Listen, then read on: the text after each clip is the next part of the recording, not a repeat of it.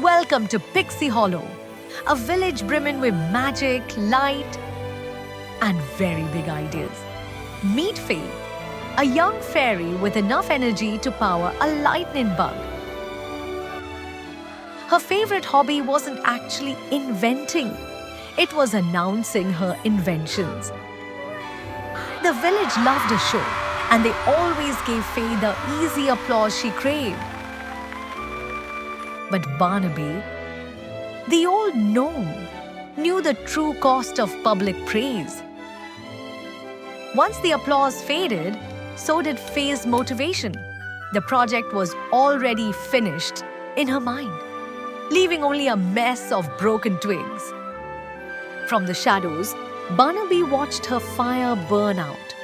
He knew she didn't lack talent. She just lacked a sanctuary for her seeds. Barnaby decided it was time for a lesson. He led her away from the bright lights, deep into the ancient whispering woods, to a place where only silence grew. Barnaby showed Faye two precious dream seeds, pure, untapped potential. "This," Barnaby said, "is your invention. When you announce it to the world too soon, the heat of attention dries out its magic before it can ever take root. Words consume the energy that action needs." Now, the old gnome smiled the other way. The seed is planted in silence, safe, cool, and dark. Here, the silence allows its energy to build. It doesn't need to look like magic yet. It just needs to become magic. Walking home under the moon, Faye was unusually quiet. The seed of silence had been planted in her too. The next morning, the temptation returned.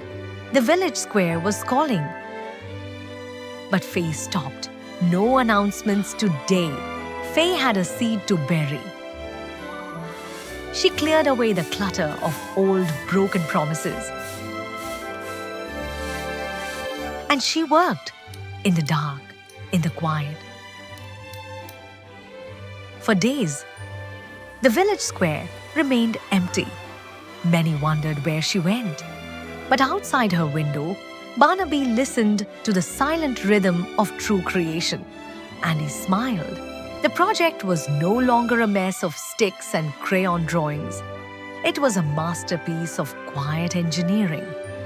Cradled in her arms was a starlight weather harvester, ready at last. Faye stepped out of the shadows and into the blinding light of the village square. The crowd gathered, waiting for the usual loud speech, but Faye didn't say a word. She didn't need the stage. She didn't need the megaphone. She simply closed her eyes and flipped the switch. Whoosh! A beam of pure sapphire light erupted skyward, pulling the invisible, quiet energy of the forest into a swirling vortex. The sky exploded into a breathtaking aurora, raining glowing magical dew that made the entire forest instantly bloom. She had harvested the forest's quietest energy in secret, so it could nourish everyone in public. The applause was real this time because she hadn't just promised them a show. She had given them a miracle. Faye stood peacefully in the center of the cheering crowd, entirely at rest within her own quiet success.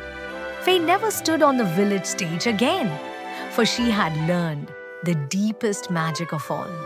True dreams grow best in the dark.